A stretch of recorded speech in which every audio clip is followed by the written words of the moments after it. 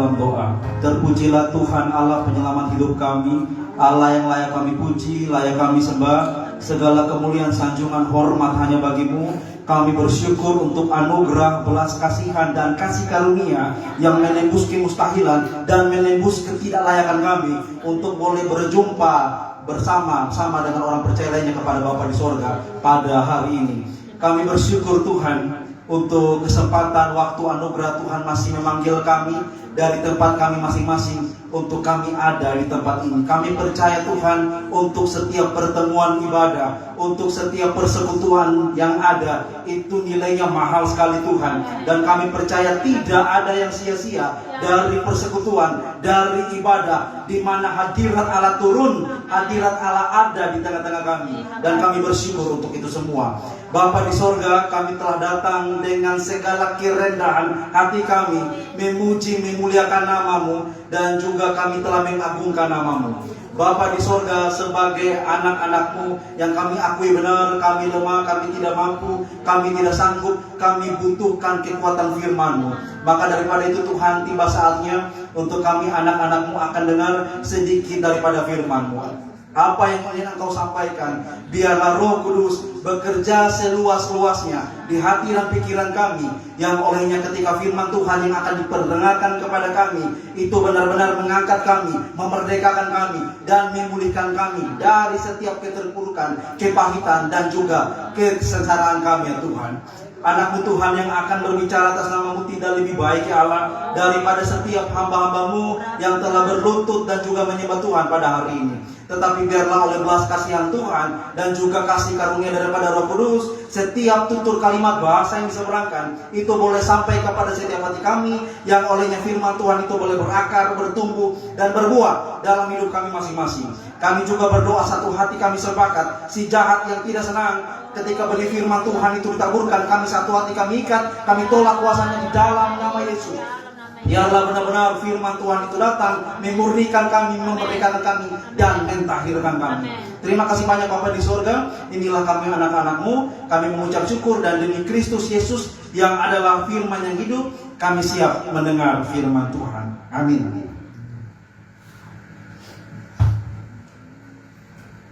Baik, untuk kita semua shalom. Shalom. Sekali lagi shalom. Shalom. Ya, terima kasih banyak untuk kita semua, Bapak Mama, keluarga besar, Persekutuan Doa Alfa Omega, dan juga kepada Mama Mei bersama juga Bapak di tempat ini yang memberikan saya kesempatan untuk kita boleh melayani bersama-sama. Senang sekali rasanya Bapak Mama boleh ada kembali di tempat ini, karena saya percaya benar bahwa ketika ketulusan yang benar-benar dari hati itu datang kepada Tuhan, maka saya yakin kita bisa merasakannya. Karena ini berbicara bukan kuantitas Bapak Mama, amin ya, tapi berbicara soal kualitas, ya kan?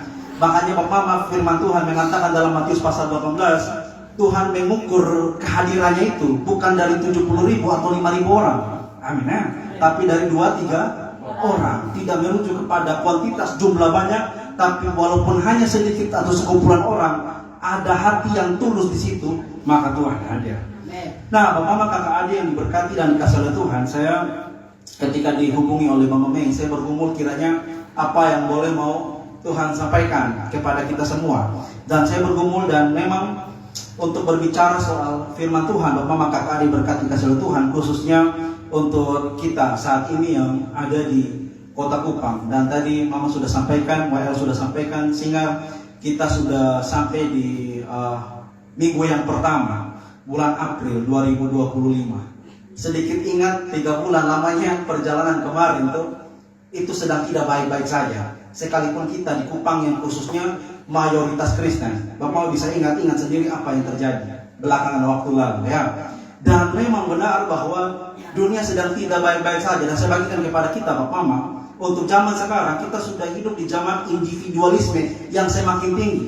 Individualisme adalah sikap yang lebih mementingkan diri sendiri dan tidak mau peduli orang lain mati atau tidak.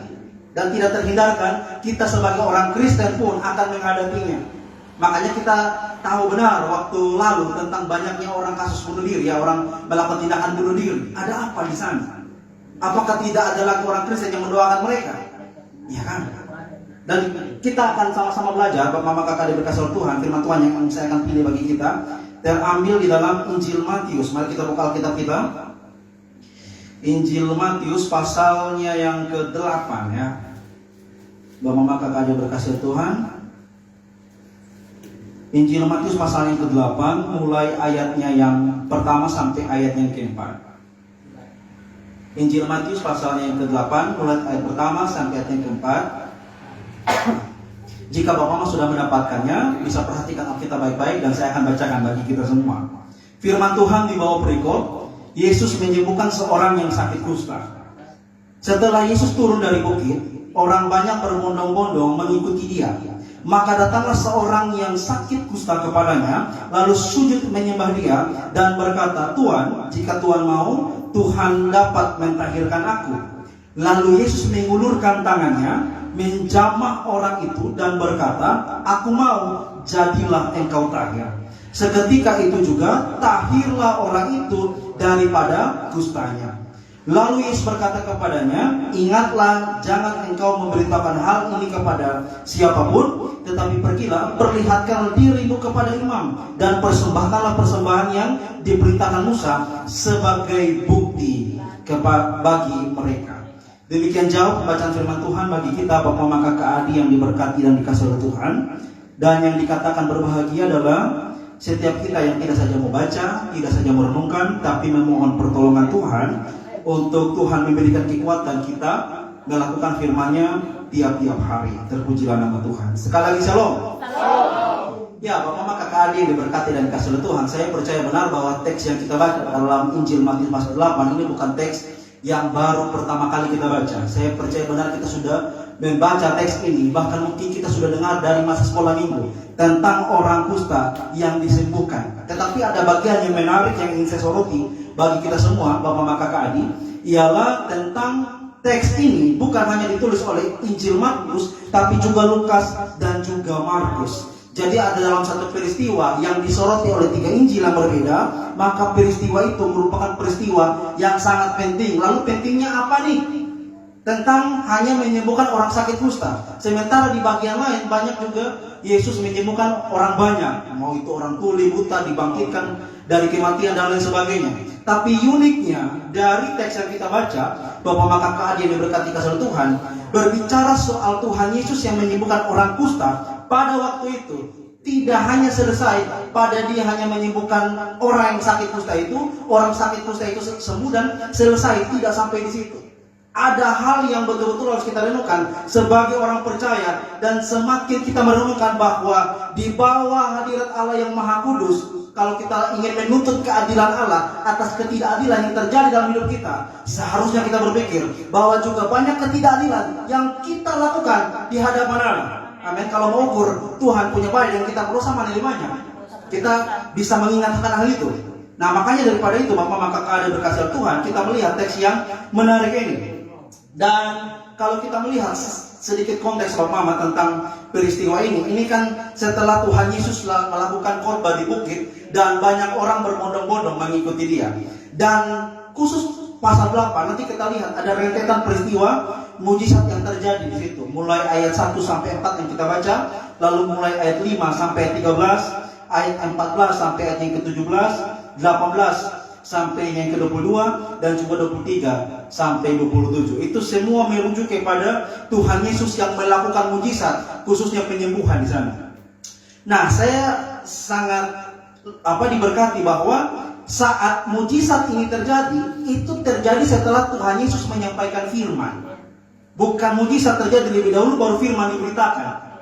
Karena banyak orang dapat mujizat pun bisa tidak bertobat. Kalau Bapak bisa bandingkan nanti dalam Injil Lukas pasal 17, nanti bisa baca masing-masing, itu tentang 10 orang kusta yang disembuhkan.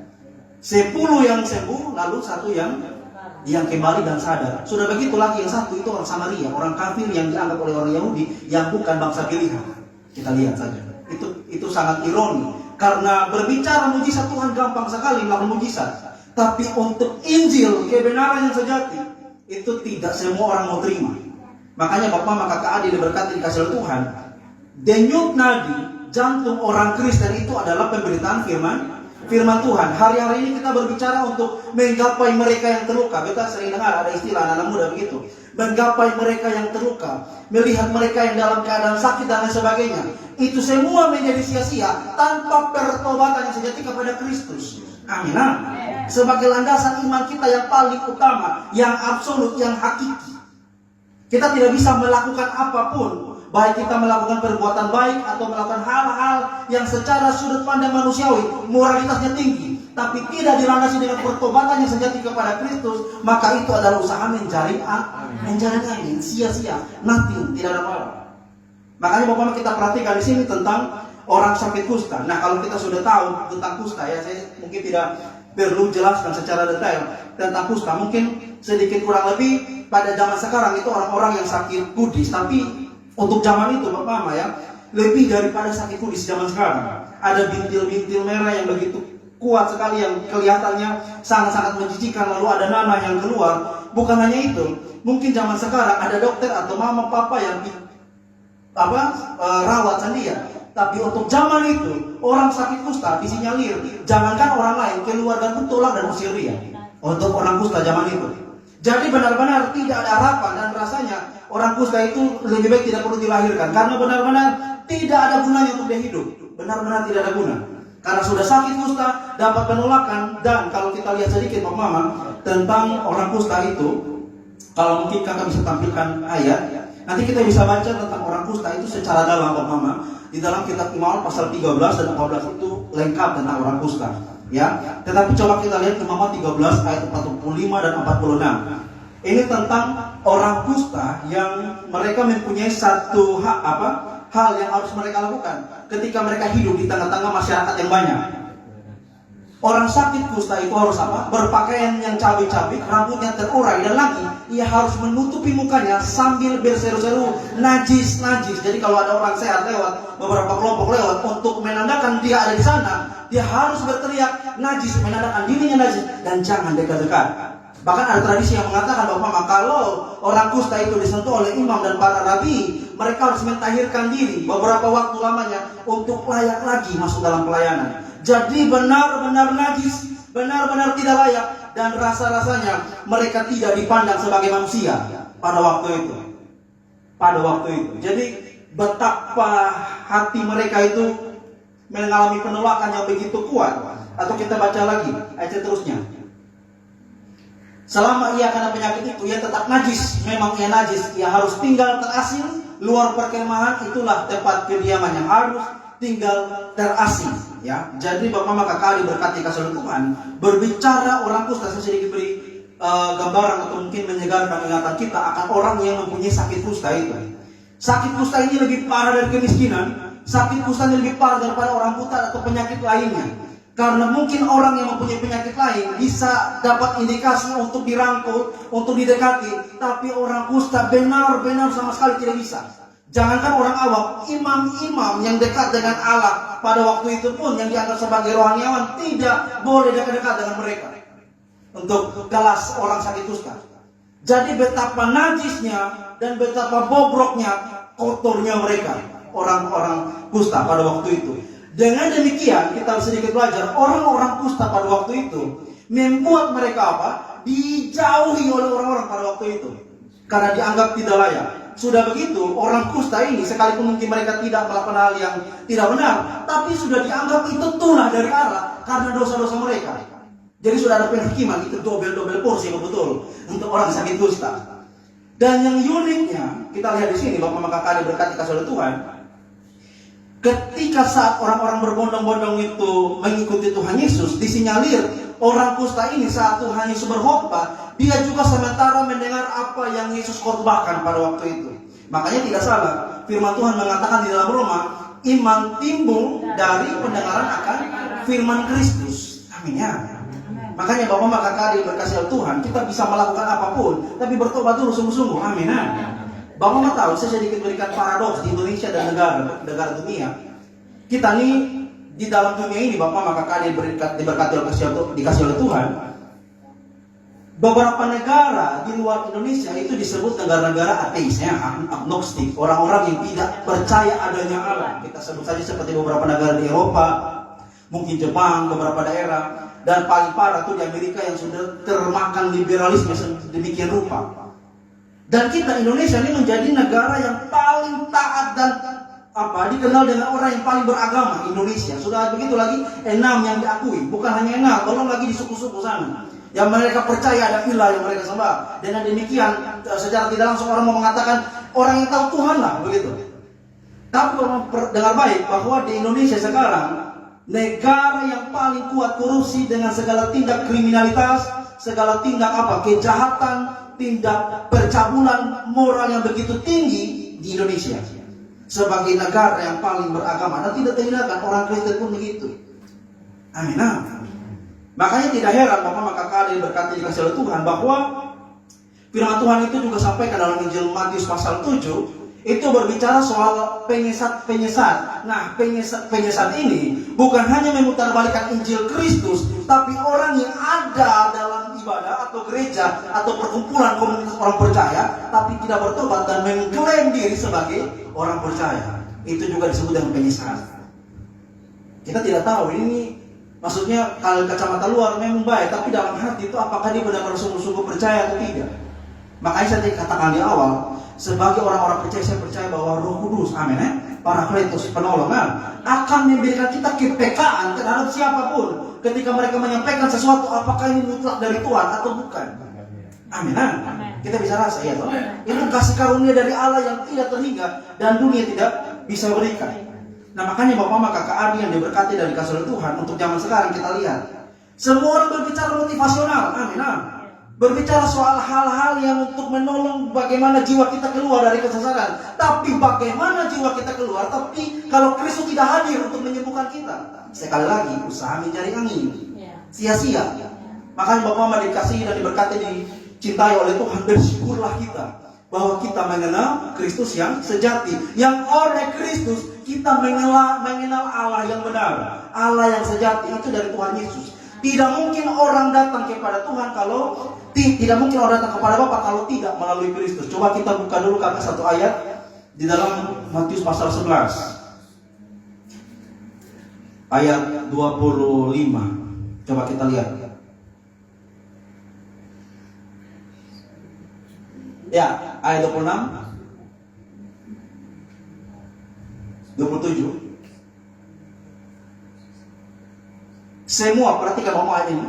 Semua yang telah diserahkan kepadaku oleh Bapakku, dan tidak seorang pun mengenal anak selain Bapa, dan tidak seorang pun mengenal Bapa selain anak, dan orang siapa? Orang yang berkenan, anak itu berkenan menyatakannya. Amin. Orang yang berkenan kepadanya, anak itu berkenan menyatakannya adalah siapa? Orang-orang yang dipilih olehnya. Amin. Siapa orang-orang dipilih olehnya? Setiap kita yang boleh terima Kristus dan percaya kepada Yesus sungguh, itu disebut dengan orang-orang yang dipilihnya. Jadi kita melihat orang-orang pilihan atau orang-orang yang dipilih ditentukan dari dia bertobat terima Kristus atau tidak. Amin Bapak. Dan kita bersyukur kalau kita mendapat ayat ini, mengenal Bapa dan mengenal anak, dan yang kepada orang itu anak berkenan menyatakannya, maka berbahagialah kita. Amin. Makanya kita percaya bahwa setiap ada pergumulan, setiap ada persoalan yang begitu berat, bahwa di dalam Kristus Dia yang memberikan kekuatan untuk kita menanggungnya. Makanya janji Tuhan itu jelas di dalam 1 Korintus pasal 10:13. Amin ya. Ayat itu kita tahu bersama bahwa tidak ada pencobaan yang melebihi kekuatan kita. Karena apa? Allah adalah setia dan adil, sehingga pada kita dicobai Dia memberikan jalan keluar. Tapi kalau pertanyaannya sekarang tidak diberi jalan keluar, siapa yang salah? Allah kita. Ya kan? Pertanyaan simpel saja. Karena kalau kita berbicara Allah yang salah, maka firman-Nya gugur dan salah. Makanya ada keterangan yang begitu kuat dalam Roma 8 ayat 28. Dikatakan apa Bapak-Bapak? Kita tahu sekarang bekerja bagi orang yang mengasihi Dia. Orang stop tuh di Allah bekerja dalam segala hal untuk mendatangkan kebaikan sampai di situ. Tapi tidak melihat bagi yang mengasihi Dia. Amin Bapak Mama. Itu poinnya. Jadi jangan pernah mimpi deh kita tidak pernah dekat dengan Allah atau tidak pernah bertobat sungguh-sungguh, tidak menghargai Dia, tapi minta kaya dan keluar dari segala masalah. Itu benar-benar konyol Bapak. Amin ya. Ya kan? Untuk saya bandingkan kita yang mungkin sekolah, ada kakak di sini sekolah atau kuliah ya kan. Untuk sekelas kita di dunia saja ini ada namanya hak dan kewajiban. Untuk dapat hak harus memenuhi bayar SPP, bayar regis, ya kan? Itu untuk ukuran dunia tuh. Masakan dalam hal ini kita kepada Allah tidak pernah datang kepadanya lalu menuntut dia begitu banyak, seakan-akan kita sudah dekat dengan dia tiap hari. Jangankan kita tidak pernah dekat dengan dia, orang yang dekat bergumul dengan dia saja betul-betul Tuhan jawab di doa. Amin. Kedaulatan Allah yang begitu besar. Dan kita melihat yang saya soroti tadi tentang orang kusta ini, karena dia sadar diri bahwa dia adalah orang yang butuh Tuhan, dia najis dan mungkin hidupnya tidak ada guna, maka dia datang kepada Tuhan. Saya tidak bisa bayangkan kita hidup sudah sial, sudah setengah mati lagi, tapi tidak mau datang kepada Tuhan. Mau jadi apa? Iya kan? Jadi Bapak maka kali diberkati dan kasih oleh Tuhan, kita lihat saat dia datang kepada Tuhan untuk memohon belas kasihan Tuhan, ada satu pernyataan manis dari orang kusta ini. Kita lihat apa? Kita perhatikan ayatnya yang ke-2. Maka datanglah seorang kusta sujud menyembah dia dan berkata, Tuhan, jika Tuhan mau, Tuhan dapat mentahirkan aku. Saya dulu sempat berpikir, kenapa orang-orang yang dianggap kafir, dianggap najis nih, mereka pun penghormatan kepada Tuhan itu terlalu tinggi. Setiap kali mau datang kepada Tuhan itu sujud dan menyembah. Bukan datang petenteng Tuhan, apakah kau berkuasa menyembuhkan aku? Tidak. Amin. Benar-benar dengan segala kerendahan dirian, hati yang begitu rendah, seakan-akan mereka ini tidak layak menatap Allah. Orang-orang itu. Makanya Bapak masih percaya benar bahwa untuk zaman sekarang, orang percaya atau orang bertobat itu tidak ditentukan orang dengan orang yang pintar teologi. Amin. Sekalipun orang yang bertobat harus belajar teologi. Ya toh? Tapi kenapa banyak orang yang seakan banyak tahu Tuhan, seperti saya katakan tadi, semakin jahat karena memang tidak ada pertobatan dari hati yang sungguh-sungguh. Mereka berbicara tentang Tuhan, Bapak Ma. Kita sering berbicara tentang Tuhan, tapi jarang berbicara dengan Tuhan, ini repot.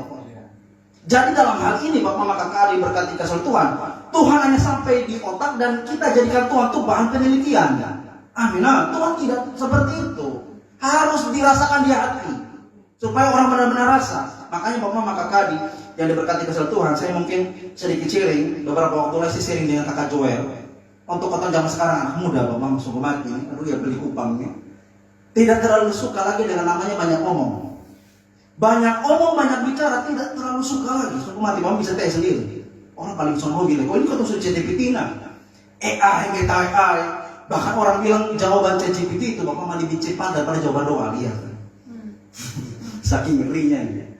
Jadi apa yang harus kita tunjukkan? Tindakan perilaku itu paling penting. Itu khotbah yang hidup daripada sekedar kata-kata. Amin Bapak. Makanya kalau kita mungkin melihat keadaan saudara kita yang ada di desa, ya toh, mungkin beberapa tempat saya saksikan, contohnya di Molo saya pernah pergi, ya kan di Patunasi dan seterusnya. Untuk ukuran bohong mungkin jatuh bangun, tapi untuk tindakan itu real. Amin. Makanya Bapak yang di Manobe bilang jangan seperti babi seksi, banyak bicara sedikit aksi, itu dia. Yang kita lihat Bapak, kita lihat di sini tentang orang kusta ini yang benar-benar menyadari dirinya tidak bisa, sakit dan membutuhkan Tuhan. Dan ketika saat dia datang kepada Tuhan, ini yang menarik di sini. Jika Tuhan mau, Tuhan dapat mentahirkan aku dengan pernyataan tadi saya katakan serendah-rendahnya. Nah, setelah kita punya bergumulan, amin, dengan keadaan yang semakin parah saat ini. Semua gitu, dia bilang mau dengar-dengar inflasi dan sebagainya, mau COVID ketiga dan lihat. So tidak ada kepastian lagi ke depan seperti apa. Tapi di tengah ketidakpastian ini, adakah kita masih mau menghargai Allah setinggi-tingginya di atas kepala kita? Jadi tidak dijadikan Tuhan tuh tidak menjadikan Tuhan Satpol PP atau penjaga kita yang saat itu baru minta doa. Sudah begitu lagi Tuhan tolong berkati saya hari ini. Seakan-akan dia siapa nih? Ya kan? Dalam penyembahan kepada Tuhan teladanilah orang-orang yang dianggap kafir pada waktu itu. Dianggap tidak layak dan tidak pantas. Mereka datang dengan satu penghormatan, sujud menyembah kepada Allah, benar-benar rasa tidak layak, betul-betul. Agungkan dia, artinya kita agungkan dia, puji dia sungguh-sungguh sebagai Allah di atas segala Allah, Raja di atas segala Raja, The Almighty God, atau orang Arab bilang Allahu Akbar, itu Allah yang besar. Amin. Kita lihat kembali Bapak maka kali berkati kasih Tuhan, jika Tuhan mau, Tuhan dapat mentahirkan aku. Dengan sedikit pemikiran bahwa orang kusta ini memang mau sembuh, tapi kesembuhannya itu bukan dari klaim atau dari dia punya mau sendiri. Amin. Jadi dia punya permintaan yang begitu besar untuk keluar dari itu kesengsaraan. Tapi untuk keluar atau tidaknya itu didasarkan atas kedaulatan dan juga keputusan Tuhan. Amin. Jadi orang kusta ini benar-benar ada di posisi yang menghargai Tuhan setinggi-tingginya, sekalipun untuk orang zaman itu menganggap dia sakit dan tidak layak atau najis pada waktu itu. Tapi orang yang najis itulah menunjukkan terada nyata sampai 3 Injil tulis peristiwa itu. Itu betul-betul sangat penting, Bapak Mama. Amin. Tentang bukan hanya kesembuhan terjadi, tentang kerendahan hatian, kerendahan dirian, hargai Allah yang begitu tinggi. Berbicara soal itu semua di sini. Dan kita lihat, jika Tuhan mau, Tuhan dapat mentahirkan aku. Dan yang luar biasa Bapak Mama dari peristiwa ini, yang mungkin kita sudah bahas tadi di awal, orang kusta, jangankan kita berdekatan, tak salah bersentuhan, saya itu sudah najis banget. Bersentuhan, tak senggol sedikit itu. Tapi Tuhan di sini apa di sini? Mengulurkan dan menjama orang kusta yang najis itu, Bapak Mama. Jadi kita lihat di sini kasih Tuhan Yesus menembus kemustahilan dan ketidaklayakan orang itu. Benar-benar menembus dengan keadaan dia yang najis, tidak pantas dan tidak layak. Tapi Kristus datang dengan belas kasihannya. Aku mau jamah dia dengan segala kenajisannya. Allah yang penuh kasih yang begitu besar, dengan cinta melihat keadaan orang kusta yang pada saat itu tidak dilihat oleh siapapun. Bahkan mungkin diri sendiri oleh orang kusta itu menganggap dirinya tidak bisa apa-apa.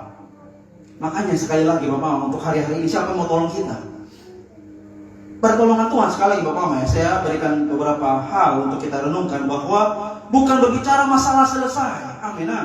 Terlalu gampang masalah selesai. Atau jangan sampai nanti kita jadi orang yang murtad atau orang yang 9 orang kusta yang tidak tahu berterima kasih.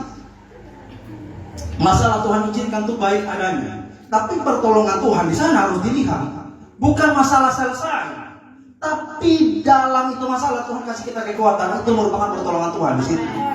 Jadi dalam kelemahan pula kuasa Tuhan menjadi nyata, kata Paulus. Jadi itu juga merupakan pertolongan Tuhan. Makanya Rasul Paulus senang bilang bahwa dalam segala perkara atau segala perkara dapat kutanggung di dalam Tuhan yang memberikan kekuatan kepadaku. Itu merupakan pertolongan Tuhan di sana. Nah, masalah yang Tuhan izinkan atau apapun yang Tuhan izinkan terjadi, karena kita tahu Allah mengasihi kita, semua yang dia lakukan itu baik adanya. Baik untuk merubah kita yang ada supaya kita bertobat, atau semakin andalkan dia dan tidak mengandalkan orang lain, itu juga bisa. Pada poinnya adalah kebaikan untuk kita. Karena Roma 8, kalau kita benar-benar tahu kalau Tuhan mengasihi kita, kalau Tuhan tahu bahwa kita tahu bahwa Tuhan kita mengasihi Tuhan, maka seharusnya kita tidak perlu lagi dipusingkan dengan berbagai macam hal yang seakan-akan membuat kita itu tidak kuat dan tidak mampu. Bapak, maka kakak. Jadi saya ulang, Bapak, maka kakak berkati kasih Tuhan. Berbicara soal Tuhan yang memberikan kekuatan kepada kita, seharusnya membuat kita sadar benar bahwa Tuhan tidak mungkin meninggalkan kita.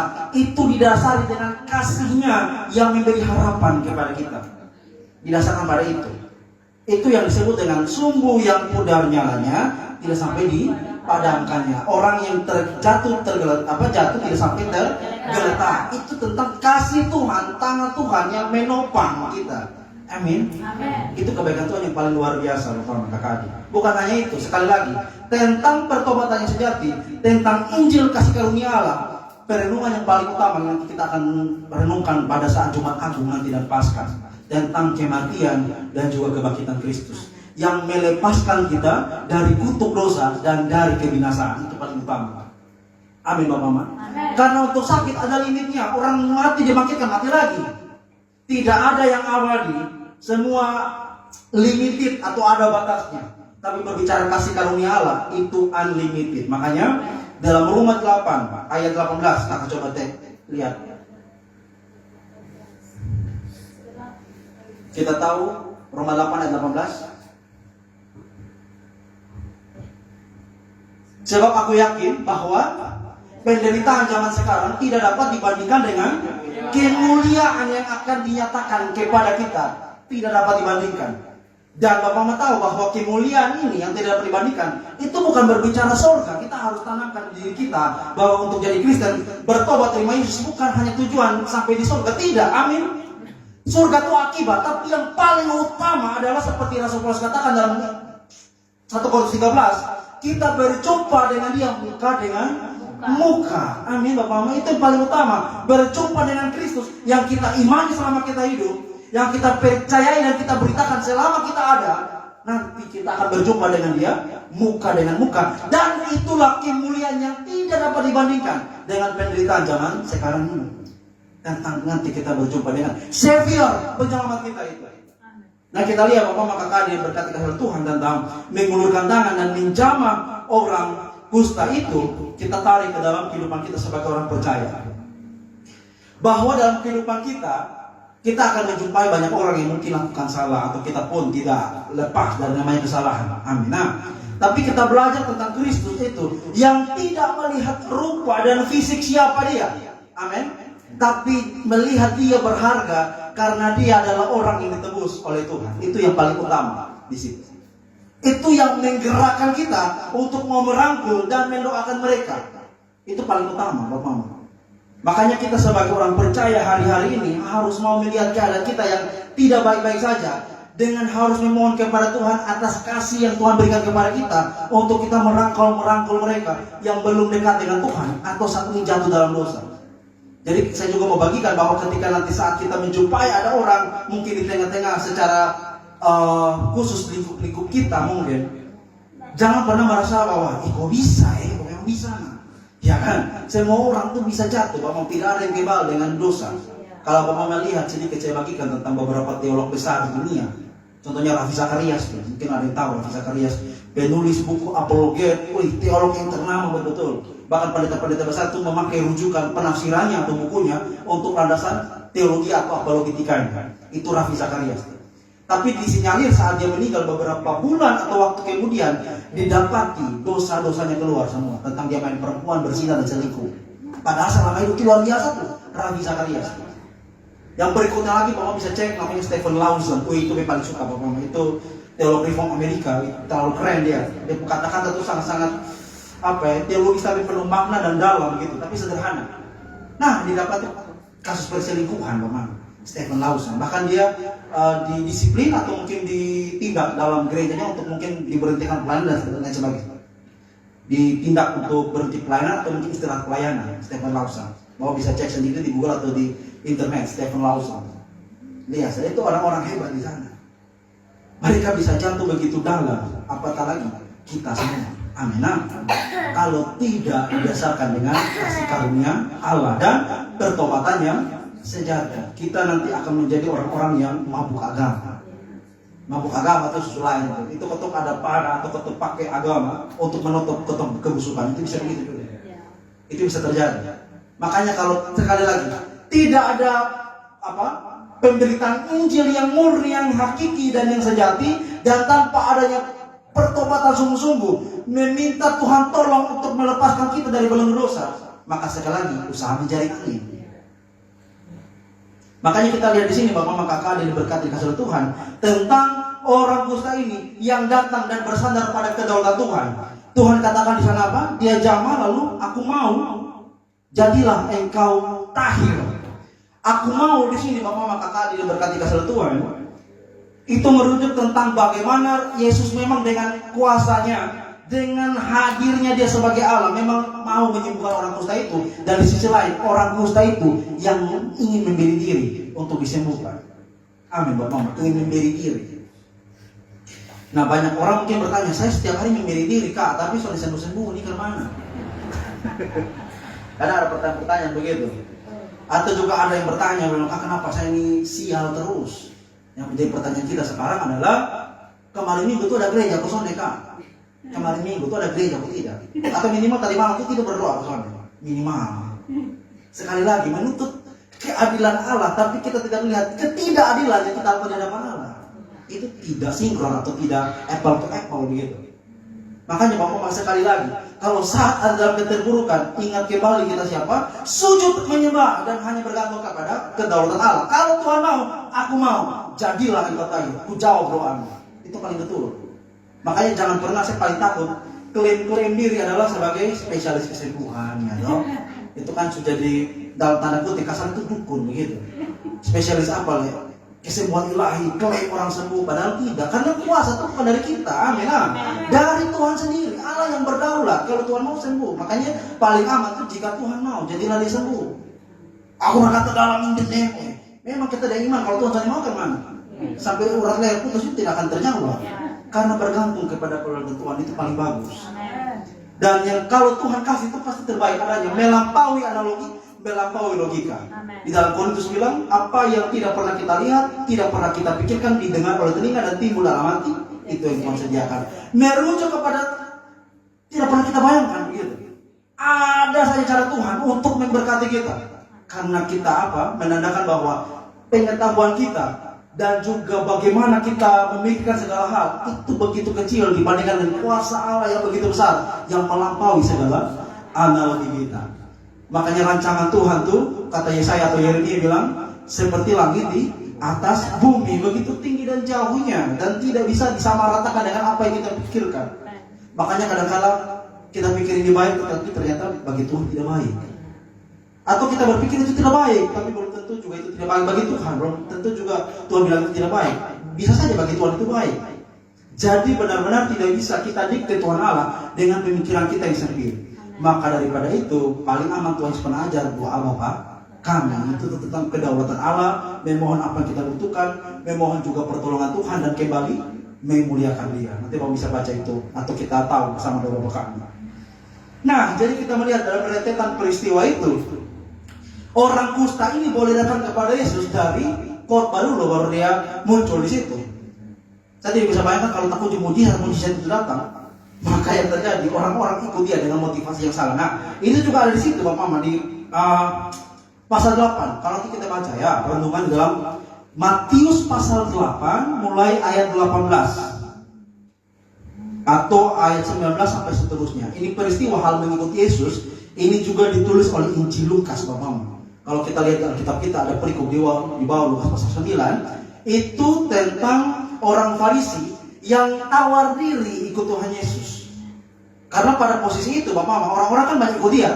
Nah, termasuk orang Farisi ini, salah satu komplotan geng yang paling suka Tuhan Yesus tuh, datang berdiri tawar Tuhan Yesus untuk ikut dia kemana saja dia pergi. Tapi yang menjadi aneh, kalau coba kita buka sedikit ayatnya Bapak Mama sebagai perbandingan, Lukas pasal 18, kita buka ayatnya. Coba kita lihat sedikit tentang kisah si orang Farisi itu.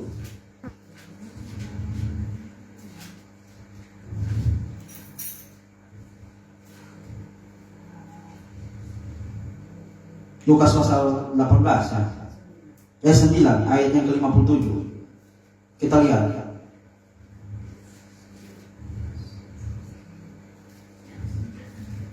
Ketika Yesus dan murid-muridnya melanjutkan perjalanan mereka, berkatalah seorang di tengah jalan kepada Yesus, "Aku akan mengikut engkau kemana saja engkau pergi." Ini merujuk kepada si orang Farisi yang Matius tulis tadi itu. Dan ini menjadi aneh karena apa, Bapak Mama? Tuhan Yesus menjawaban tidak nyambung dengan orang omongan. Kita lihat ayatnya ke 58. Yesus berkata kepadanya apa? Punya liang, burung mempunyai sarang, tetapi anak manusia tidak mempunyai tempat untuk meletakkan kepalanya. Disinyalir Bapak, orang Farisi ini juga adalah orang yang bersama dengan rombongan mendengar Yesus khotbah. Tapi yang lebih celaka dari ini orang adalah dengar Yesus khotbah tapi tidak mau bertobat dan tidak terima apa yang Tuhan bilang. Sudah begitu lagi memberi diri untuk mengikut Tuhan, kemana saja Tuhan pergi. Tapi Tuhan bilang apa? Serigala punya liang, burung punya sarang. Itu sudah tahu apa maksudnya ya. Karena Tuhan tahu isi hati daripada orang-orang, termasuk orang Farisi. Dalam hal ini dia sampaikan permohonan untuk mengikuti Tuhan Yesus. Itu setelah ada tentang peristiwa mujizat yang terjadi tadi itu. Tentang orang kusta disembuhkan, ibu Bartopetrus disembuhkan dan lain sebagainya. Lalu muncul dia dan memohon untuk mengikuti Tuhan Yesus. Tuhan Yesus sambar dengan dia, seakan-akan Tuhan bilang, coba cek serigala ya, serigala, atau coba lihat burung.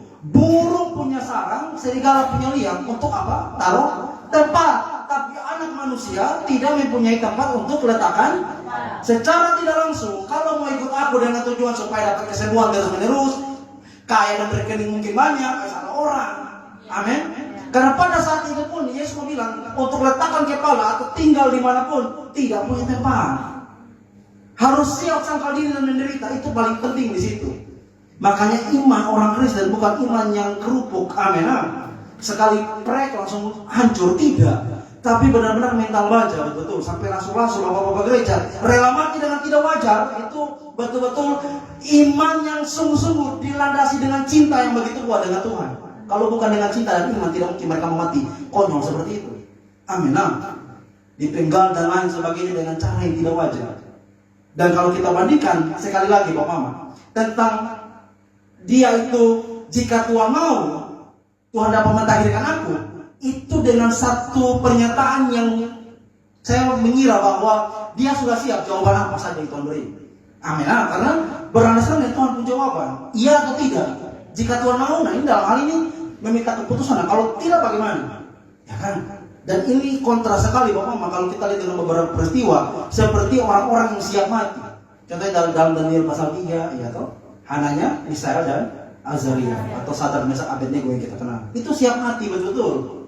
Dalam artian iman mereka, identitas mereka kepada Allah atau kepada orang-orang pada waktu itu, mereka tidak takut mati saat mereka akan dilempar karena iman mereka kepada Allah.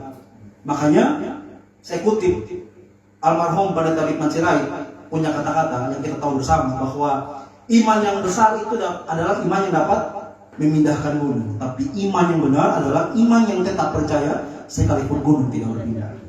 Itu iman yang benar. Makanya Bapak Mama Kakak Adi yang diberkati dikasih Tuhan, mari kita landasi iman kita itu dengan cinta kepada Tuhan, bukan dengan motivasi tertentu. Amin.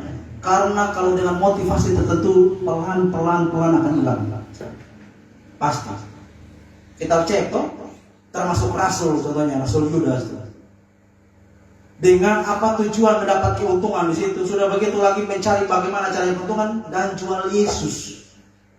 Dan lucunya, coba jual Yesus itu dengan perkara yang besar atau bagaimana mungkin bisa masuk akal, tapi dengan 30 keping perak pada waktu itu.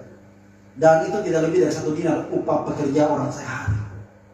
Dan sehari ini kita lihat beberapa berita-berita yang mulai muncul ya toh. Artis-artis mulai meninggalkan Tuhan, ya kan, meninggalkan Yesus, lalu muncul lagu jangan jual ya Yesus untuk harta dan sebagainya. Engkau akan mati dalam dosamu kalau engkau tidak percaya kepada Dia sebagai satu-satunya the one and only jalan kebenaran hidup. Mati dalam dosamu dan tidak ada penyelamat bagimu. Amin. Hanya Kristuslah sebagai satu-satunya jalan dan kebenaran dan hidup. Yang mau dia katakan di situ, di luar Dia tidak ada jalan, di luar Dia tidak ada hidup, dan di luar Dia tidak ada kebenaran. Saya katakan tadi dalam Matius pasal 11 tadi. Amin.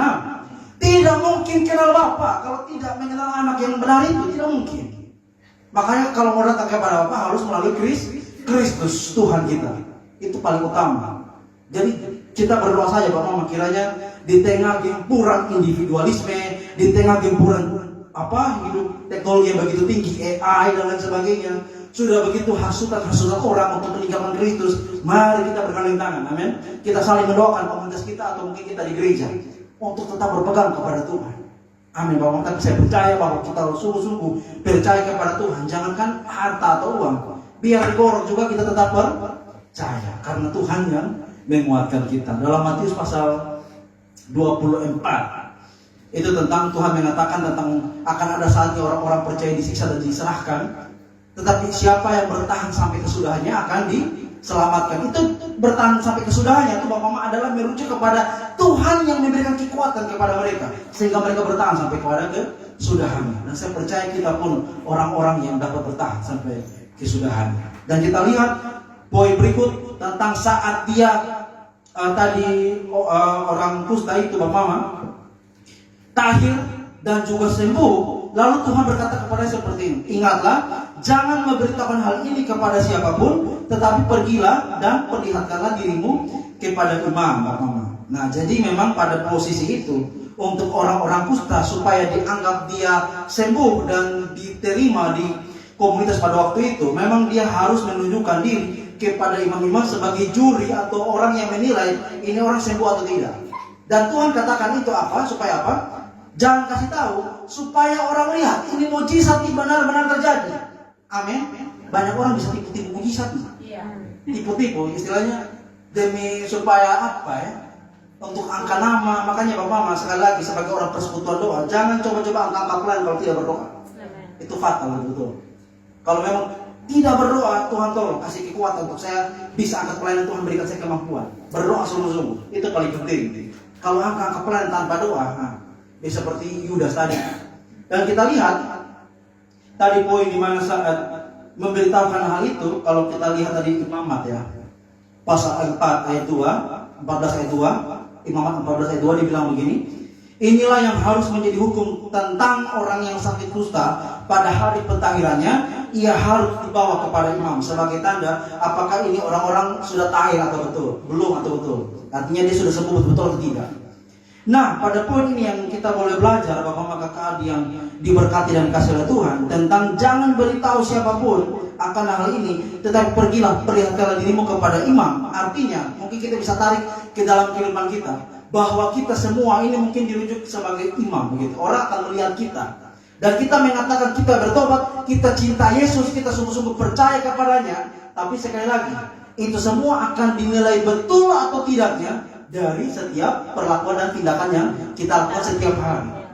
Yakobus pernah marah, Yakobus, di kitab Yakobus tuh, dia pernah marah orang-orang pada zaman itu karena mereka mengatakan dirinya adalah orang beriman, tapi kenapa beriman tidak sesuai dengan perbuatan begitu. Makanya sampai muncul ajaran hyper grace itu, seakan-akan kasih Allah begitu besar, jadi kita bisa hidup dalam dosa. Itu penghinaan yang sangat hina kepada Kristus.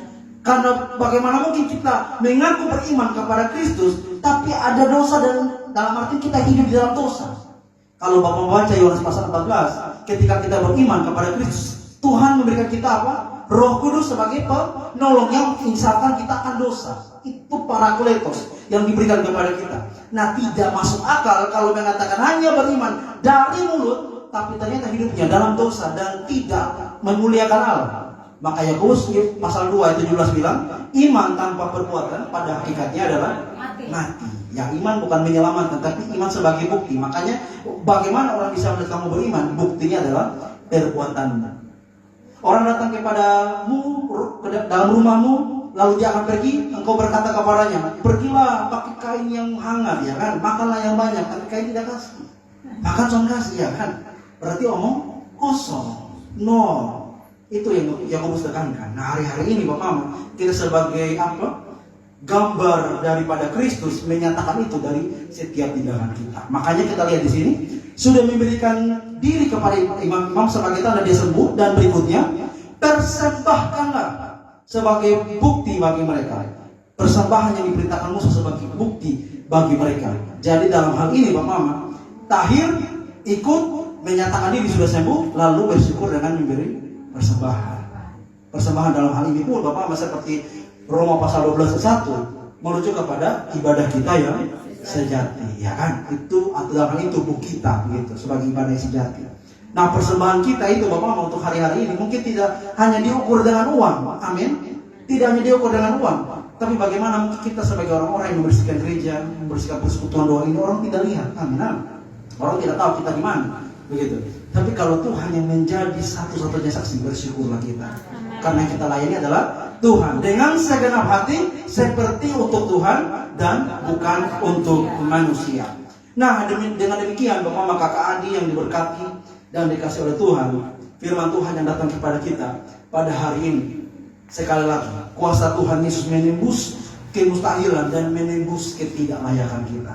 Tidak peduli orang mengatakan tentang kita itu apa, orang lain mengatakan masa lalu kita seperti apa, tapi yang saya pedulikan, siapa yang ada dalam Kristus, 2 Korintus 5:17, ia adalah ciptaan baru. Yang lama sudah berlalu, sesungguhnya yang baru sudah datang. Yang lama sudah berlalu, sesungguhnya yang baru sudah datang. Mazmur 103. Sejauh timur dari barat telah dilemparkannya segala dosa dan pelanggaran kita. Benar-benar merujuk kepada absolutnya kasih Tuhan bagi kita.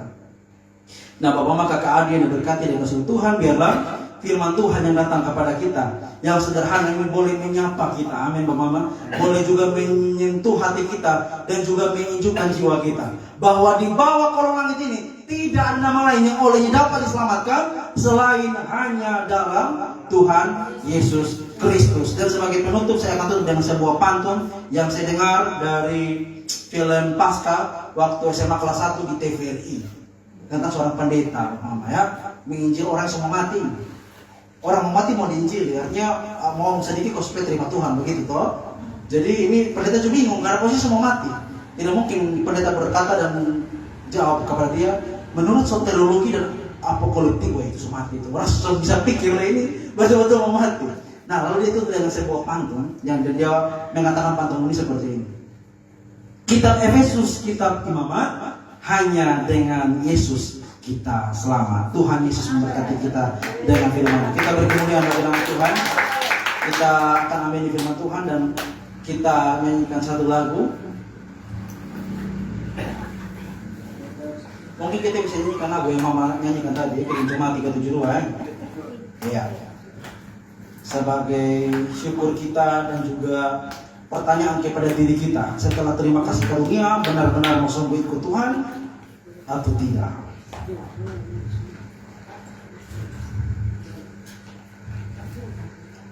Inginkah kau ikut Tuhan, pikul salib dan sisa apa yang baik? Mari Bapak dengan berdiri, kita sama-sama menyanyikan pujian. Kita sambil berdoa merenungkan betapa baiknya Tuhan. 20 tahun, 30 tahun, 40 tahun, 50 tahun hidup kita ada dalam kasih karunia Tuhan. Haleluya. Terima kasih Tuhan. Inginkah kau ikut Tuhan?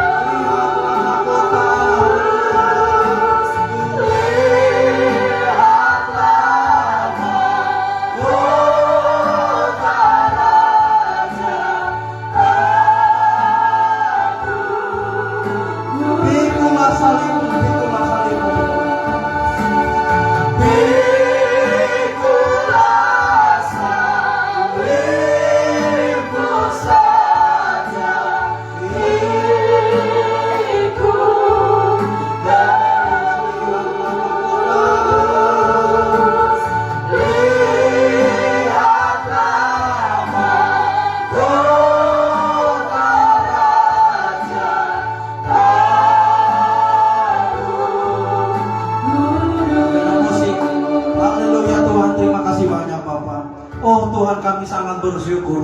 Jika Tuhan mau, Tuhan dapat mentahirkan kami. Mungkin kami tidak sakit kusta Tuhan, tapi kami sedang sakit hati, kami sakit jiwa Tuhan, dan kami sakit batin Tuhan, tolong kami. Bapa di surga, untuk setiap kami yang saat ini dalam keterpurukan, dalam penindasan, dan juga dalam berbagai macam tekanan, angkat kami Tuhan dengan tangan-Mu yang penuh keagungan. tangan-Mu yang penuh kuasa. Kami percaya sebagaimana Tuhan tolong orang kusta itu, Tuhan pun sanggup menolong kami. Terima kasih Tuhan untuk kasih karunia, untuk belas kasihan, dan juga untuk kasih karunia yang Tuhan limpahkan dengan dahsyatnya kepada kami. Tiada ada kata-kata yang bisa kami ukir untuk menggambarkan cinta-Mu yang begitu akbar dan mulia dalam hidup kami. Bapa di sorga, mari Tuhan beri kami kekuatan agar kami semakin cinta kepada Tuhan, semakin semangat melayani, dan benar-benar kami syukuri bahwa kami adalah orang yang hina-hina, yang harus layak mati layak binasa, tapi karena darah yang mahal kami boleh selamat, kami boleh hidup, dan kami berkemenangan, dimerdekakan dan ditebus dari lubang kubur dan juga kutuk dosa.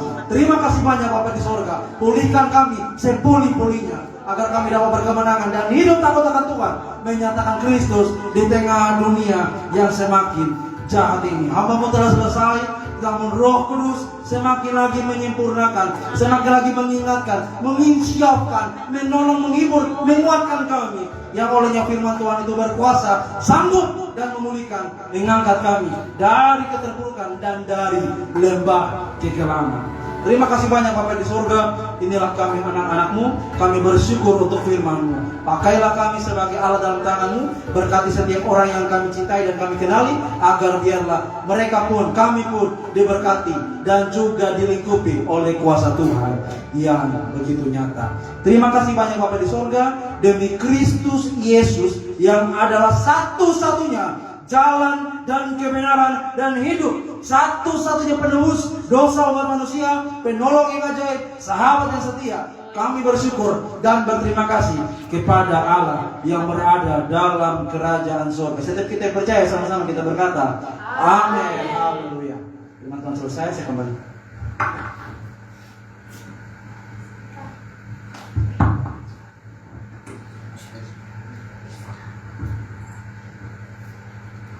Baik, puji Tuhan.